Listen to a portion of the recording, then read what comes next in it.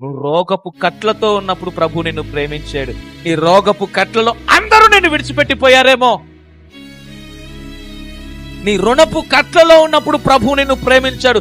నీ రుణపు కట్లలో, రుణములలో నువ్వు నలిగిపోతున్నప్పుడు నువ్వు ఫోన్ చేసి హలో అని నీకు అత్యంత సన్నిహితుడైన, నీకు అత్యంత సమీపస్తుడైనటువంటి నీ బంధువుకు నువ్వు ఫోన్ చేస్తే అప్పుడుతావేమో, అప్పియాల్సి వస్తుందేమో అని ఫోన్ ఎత్తని వాళ్ళు ఉన్నారు.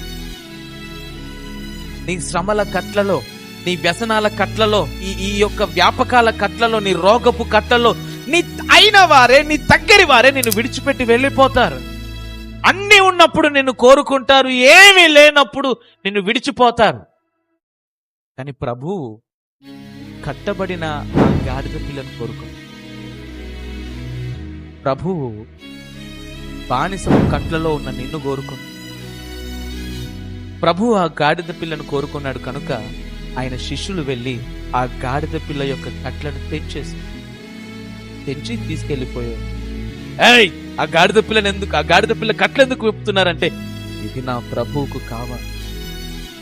నువ్వు రోగపు కాడి కింద నలిగిపోతూ, రుణపు కాడి కింద నలిగిపోతూ, వ్యసనపు కాడి కింద నలిగిపోతూ జీవితం ఎక్కడ అంతమవుతుందో తెలియని సమయంలో ప్రభు యొక్క కృపని ఆవరించినప్పుడు సాతాను అనొచ్చు, ఎందుకు ఈవిడ కట్లు తెంచుతున్నారు, ఎందుకు ఇతని కట్లు తెంచుతున్నారు, ఇతను చావవలసిన వాడు, చావవలసింది పాపిష్టి జీవితాన్ని జీవించిన వ్యక్తి అనంటే ఈ వ్యక్తిని ప్రభు కోరి,